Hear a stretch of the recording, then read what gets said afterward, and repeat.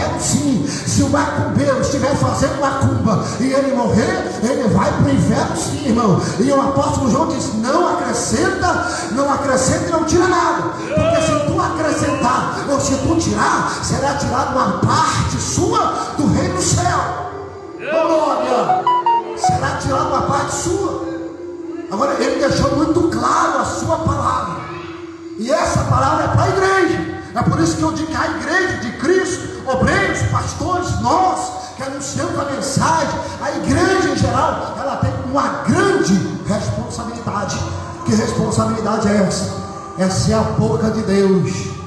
Ele deu, Jesus enviou meu anjo para anunciar à igreja o que? As coisas que brevemente vai acontecer. Só que tem o seguinte, irmão, que muito juízo que está aqui não é para a igreja. E por que Deus está avisando a igreja? Porque a igreja tem a responsabilidade de anunciar o que está por vir. As pessoas estão presas dentro da sua casa. Na verdade, a igreja deveria estar na rua pregando a palavra de Deus. Na verdade, a igreja, o membro, quando eu digo a igreja, é o membro, pastor, obreiro, aonde ele colocar a planta dos pés, ele tem que anunciar o evangelho de Cristo. Na verdade, se eu estou no meu serviço, eu tenho que anunciar o evangelho de Cristo e tenho que falar com eles que está para vir um juízo e justiça na terra. E aqueles que não estão na posição vai ficar aqui, e quem ficar aqui vai sofrer ardentemente, irmão. E tu não faz ideia do sofrimento que vai acontecer para quem ficar aqui. Quando tu olha para trás e vê todo o sofrimento que houve na terra, Jesus diz: olha, nada se compara ao sofrimento daqueles que vão ficar aqui. Se eu estou na escola, eu tenho que pregar o evangelho. Se eu estou na igreja, eu prego o evangelho. Na minha casa, eu tenho que pregar o evangelho. Foi me incumbido isso. Eu tenho essa incumbência, essa responsabilidade. E cada um que está aqui, irmão, seja pregador ou não pregador, será julgado por não pregar a palavra de Deus. Porque ele diz: eu anunciei as coisas que vão acontecer para a minha igreja. Não é para o pastor, não é para o diácono, não é para o cooperador, para a minha igreja em geral. Por que o juízo é anunciado na igreja? Porque a igreja tem a responsabilidade de ser a boca de Deus aqui na terra, e de anunciar a palavra, anunciar a verdade, anunciar que ele está voltando. A igreja de Cristo hoje passou por um momento, eu disse um grande momento de decadência, onde que o que era pecado deixou de ser pecado, mas Deus ainda tem o seu remanescente, e a maioria vai seguir os caminhos tortuosos. Por quê? Porque a Bíblia diz que porque apertado é o caminho, e estreita é a porta, e apertado o caminho, são poucos os que encontram esse caminho, são poucos. Mas porque larga é a porta e espaçoso o caminho que conduz à morte, ao inferno, são muitos os que entram por ele. Sempre foi a minoria que escolheu o nosso Senhor Jesus. Sempre será a minoria que vai escolher o caminho correto. Quando Jesus foi colocado diante do povo, juntamente com Barrabás, eles perguntaram: quem vocês querem que eu solte? Jesus de Nazaré ou Barrabás? A maioria gritou: prende, mata, crucifica Jesus e solte Barrabás. Por quê? Porque a maioria quer algo fácil, a maioria quer o errado. Então, quando você vê uma igreja de verdade que prega a palavra de Deus, é a minoria que quer ficar, é a minoria que quer seguir por um caminho correto, é a minoria que quer seguir pelo caminho da santificação. Só que o nosso Jesus não muda não, irmão. E a igreja que está na posição, ela precisa pregar a palavra de Deus, ela precisa pregar a verdade, precisa ouvir a verdade bíblica, ela tem que saber o caminho da santificação. Aqueles que ouvem a palavra têm que saber que a porta é estreita, o caminho apertado não é fácil, e não pode negociar esse caminho de forma nenhuma não, irmão. Esse caminho é inegociável, irmão. É a porta estreita, o caminho apertado. Se quiser, bem; se não quiser, amém. Eu não posso mudar a porta, porque não aprova, porque aprova aquela pessoa viver uma vida de pecado. Eu não vou enlarguecer a porta para agradar o irmão. Eu não posso dizer que tu pode viver uma vida de pecado só para agradar você e permanecer e fazer com que tu permaneça dentro da igreja. Não posso. E é isso que o povo tem feito hoje. A tentação, a influência do diabo no meio do povo de Deus, de procurar trejeitos humanos para poder lotar a igreja, para poder atrair o povo. nas minhas conjecturas para atrair o povo, eu trago o mundo para dentro da igreja, para ver se eu consigo atrair o mundo.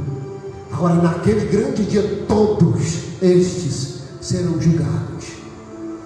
Todos. Eu prefiro morar debaixo da ponte pregando a verdade, do que morar em uma mansão pregando mentira, para acrescentar número de pessoas dentro da igreja. Aquele dia será julgado os segredos dos corações deste povo, deste século, que infelizmente está cego, que vive uma vida de pecado e perdeu o temor. As pessoas não têm mais temor, mas Deus continua sendo Deus, e haverá o dia da visitação. Verá, o povo não tem mais temor.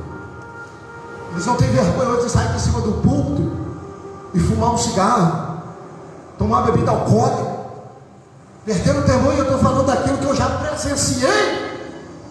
Não tem vergonha de passar em um local, tomar bebida alcoólica e depois subir em cima do púlpito e pregar a palavra de Deus. E quando tu vai falar com ele, ele vai dizer: não estamos no tempo da lei, nós estamos no tempo da graça. Eu não sei que graça é essa que está acabando com a vida do povo de Deus. Graça que permite o pecado nunca foi graça. A graça, ela tira o pecador lá do mundo do pecado e coloca ele para obedecer os mandamentos do Senhor, os mandamentos de Jesus. Agora, para muitos, Deus tem ficado em silêncio e está aguardando o tempo. Não é que Deus está sendo conivente com o seu pecado, não. Ele só está esperando o momento certo. No momento certo, Ele vai retribuir a cada um de nós segundo a nossa obra.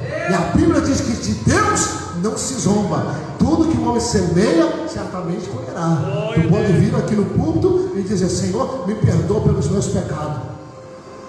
E Deus sabe se está vindo aqui arrependido mesmo ou não. Porque as pessoas pegam e dizem: Senhor, Deus que me perdoe. Ele não está arrependido. Porque o arrependido, ele fica cometendo os mesmos pecados. E vai chegar um dia do julgamento. Esse dia vai chegar. Nesse dia todos estarão ali. O mar dará os seus mortos, o inferno, a terra. E a Bíblia diz que vai abrir-se o livro da vida e abrir-se os livros. E a Bíblia diz que os mortos foram julgados conforme está escrito. As pessoas pensam que a obra não faz parte, mas a obra faz parte. Tiago diz que se tu tem fé e não tem obra, a sua fé é morta. Agora, quantos perderam o temor? Então achando que Deus está sendo conivente, que Deus não está vendo, que Deus não está observando. Não, meu irmão, Ele só está aguardando o momento certo. No livro de Deuteronômio, se eu não estiver equivocado, fala sobre um tempo em que vai resvalar o vosso pé. Que Deus permite que o homem vá para lugares escorregadios, e quando ele chegar ali, os seus pés irão resvalar, ele vai se escorregar. E nesse tempo é que Deus pega ele. Nesse tempo é que Deus limpa a eira. Ei, irmão, tu acha que vai pecar? Eu vou pecar aqui, vou fazer o que quer e vai ficar assim por isso aí? Eu vou mentir, eu vou pecar, fazer isso, fazer aquilo, depois eu me arrependo e vou para a casa de Deus e está tudo ok. O nosso Deus é juiz dos juízes. Nada passa oculto diante dos olhos do Senhor. Eu tive visões de pessoas que perderam a vida, que muitos chegaram perto de mim e disseram assim: está na glória. E a madrugada em oração Deus dizia: está passando pelo fogo da perturbação. O quê? Você acha que vai subir por céu de qualquer maneira, irmão? Você acha que sempre eu procuro me exortar? Eu aprendi uma coisa nesses últimos dias: que o crente que ele passa a semana inteira, ele não ora, ele não jejua, ele não prega na Bíblia, ele está desviado da presença de Deus. Porque o homem não consegue viver uma vida santa se ele não viver uma vida de oração, de jejum. Não consegue, irmão. Não consegue. Hoje nós temos pessoas que acordam pela manhã, eles acordam pela manhã, dobram o joelho e dizem: Senhor, muito obrigado pela noite, abençoe meu dia, amém. Achando que Deus está ouvindo dizer. Chega na hora do almoço: muito obrigado pelo alimento, tá, Senhor, amém. Chegou a noite: Senhor, me perdoe por todos os meus pecados, meu Pai, abençoe minha noite, amém. Ele faz isso à noite porque eu não sei o que fala na mente dele, E ele pensa assim: eu vou pedir perdão por todos os meus pecados, porventura eu morrer à noite, eu vou para o céu. Vai nada, irmão. Vai nada. Tu acha que o Deus Todo-Poderoso seria tão ingênuo dessa forma, de achar que o meros segundos ali de oração, feito da boca para fora, será ouvido no céu? Ele desceu até a casa de Cornélio, a tua oração foi ouvida, já demonstrando que nem toda oração ela é ouvida. Nem toda oração.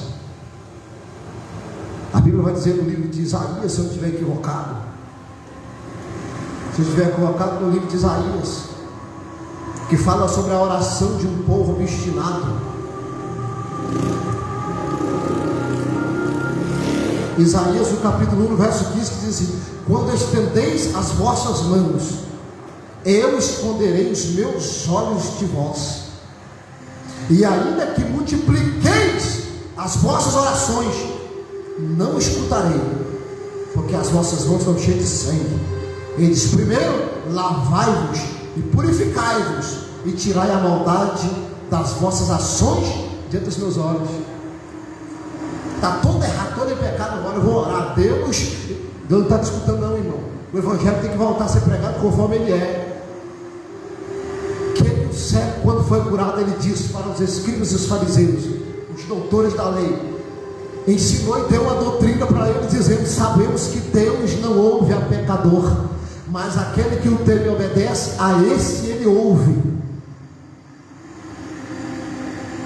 Primeiro purifica as suas mãos, as mãos das vossas más obras, porque mesmo que multiplique as vossas orações, porque as pessoas tendem a pecar e querem orar muito, e querem fazer muita coisa, sacrifício, mas não querem abandonar o seu pecado, mas eles querem orar, fazer sacrifício, para Deus operar quando ele ou ela está vivendo uma vida em desconformidade, tudo errado.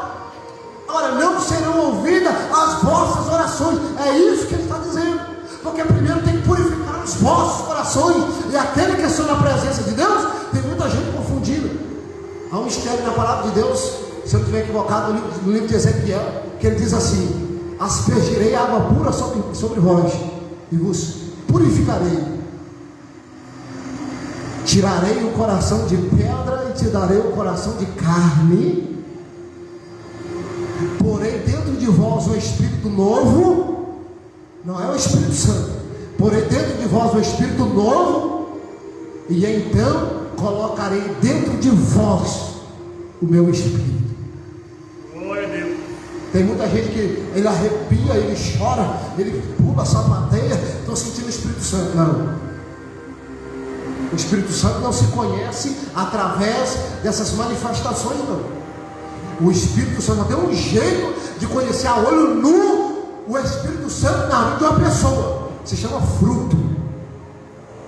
Eu pulei essa matinha, que bom, tu tem um novo coração e um novo espírito, e Deus ele não ultrapassa ali, ele não passa na frente, é de acordo. Primeiro ele limpa, troca o coração, tira o coração de pedra, dá um coração de carne, coloca dentro de nós um novo espírito, e depois colocarei dentro de vós o meu espírito. Quando o espírito, quando tem um novo espírito, tu tem vontade de estar na casa de Deus, gosta de adorar, mas não consegue viver uma vida santa, não consegue olhar para a santidade e falar: isso aqui é de Deus. Por mais que ele tente, ele não consegue crer. Por mais que ele tente, ele não consegue crer na santificação. Por mais que ele tente ser dotado, ele se pega caído de novo da presença de Deus. Por quê? Porque ele está lutando para ser alguém que ele ainda não é. Ele demonstra ser algo que ele ainda não é. Pastor, mas eu amo Jesus e quero estar na casa de Deus, eu quero fazer o bem. Pois bem, isso é o novo espírito que Deus colocou sobre a sua vida. E depois do novo espírito, aí é que colocarei dentro de vós o meu espírito. Quem tem o novo espírito, ele quer estar na casa de Deus, ele ama Jesus e quer fazer o certo, mas ele não consegue manifestar fruto. Agora, quando vem o Espírito de Deus, ele tem prazer em santificar a sua vida. Ele não se sente bem mais no pecado. Qualquer coisa que ele comete, ele quer pedir perdão a Deus, ele quer consertar-se. Ele não é um perfeito, mas ele é aquele que quando cai, ele levanta. Ele é aquele que se arrepende, ele é aquele que renuncia, é aquele que quer que as pessoas olhem para ele e dizem: esse daí é um cristão, ele quer ter nome de cristão, ele quer passar embaixo de Cristo, ele quer ser igual a Cristo, ele tem os frutos, ele tem bondade, longanimidade, ele tem santidade, ele tem domínio próprio, ele tem uma vida com Deus, ele santifica a sua vida. O prazer dele está na casa de Deus, o prazer dele é estar orando, é jejuando, ele quer tirar momentos de oração, ele quer buscar, ele quer sentir, porque dentro dele está o Espírito Santo. Glória a Deus. Há uma diferença. Ele não fica caindo quando a pessoa vive uma vida de pecado, porque o Espírito Santo não está sobre ele. Agora, o bom de tudo isso é que Isaías capítulo 1, no verso 16 aqui, ele diz: se vocês lavarem as vossas mãos, se arrependerem verdadeiramente e colocar no teu coração a posição de viver uma vida santa, mesmo que os seus pecados sejam vermelhos como carmesim, eu vos purificarei e tornarei a vossa vida branca como a neve. Diga glória a Deus. Ele está sempre pronto. O cuidado que tu tem que ter é a insistência que as pessoas têm em pecar. Insiste em pecar até Deus os abandonar e os entregar às paixões, até Deus se esquecer. Hoje estava eu e o irmão estudando lá no local que a gente tem lá para buscar e orar ao Senhor, e a gente encontrou diversas palavras de Deus dizendo: e lembrou-se Deus de Noé, e lembrou-se Deus de Ana, lembrou-se. A gente foi entrando um pouco nessa palavra. Quando Ezequias recebe a sentença, e o profeta diz: olha, arruma a tua casa, porque morrerás e não viverás. Ele fala para Deus: lembra Deus, de que tenho sido fiel diante do Senhor. Ele pede a Deus para não lembrar. E a Bíblia diz que Deus se lembrou do concerto que fez com Abraão. Quando Sodoma e Gomorra foi para ser julgado, a Bíblia diz que Deus se lembrou de Abraão, e por causa de Abraão ele livrou a Ló. E o anjo, quando Ló estava ali no meio daquela cidade pecaminosa, ele disse: Ló, vai correndo, porque enquanto tu estiver aqui, eu não posso fazer nada com esse povo, porque Deus se lembrou de Abraão. Está entendendo? Agora, tem pessoas que Deus os entrega, esquece no sentido de os entregar. A Bíblia diz que eles amaram mais a criatura do que o Criador, e por isso Deus os entregou às suas paixões. É isso que tu quer? É essa vida que tu quer levar? É uma vida de pecado que tu quer? É uma vida de mentira que tu quer? Então é isso que tu vai ter, e Deus o entrega a fazer aquilo. E aí você diz: Senhor, fala comigo, revela o meu pecado, fala alguma coisa. E não fala nada. Eu acho que a pior coisa que pode acontecer na vida de um ser humano, irmão, eu sei bem, é tu estar vivendo a vida toda errada, e a gente chegar aqui e Deus operar. É sinal que Deus está reservando você. Para que tempo?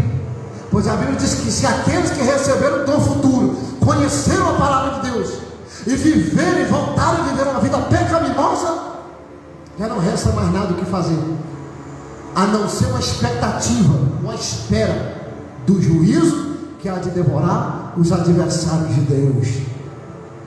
Diga misericórdia, Jesus. Infelizmente, só isso que resta: ser julgado. Tu viu poder, recebeu revelação, viu cura divina, viu o demônio ser expulso, viu sinais de maravilha, e mesmo assim, depois de tudo isso, você ainda continua vivendo a vida de pecado. Nada disso foi suficiente. Então nada mais há de se fazer pela sua vida, porque de novo tu coloca Jesus à vergonha. Porque se o sangue do Cordeiro não foi suficiente para purificar você de todos os vossos pecados, qual será o sangue que vos purificará? Agora, nenhum. E o próprio Jesus disse: eu, Jesus, ele deixou claro: eu, Jesus, enviei o meu anjo para testificar essas coisas à minha igreja. É para ti, é para mim, é para nós. Eu enviei meu anjo para testificar essas coisas à minha igreja. A minha igreja. Ele diz: não acrescenta nada e não tira nada. Fica de pé, em nome de Jesus.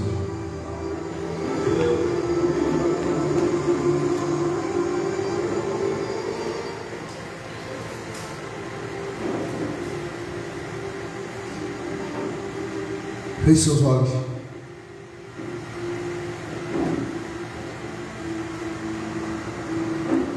Feche seus olhos. Escuta isso com atenção. Eu disse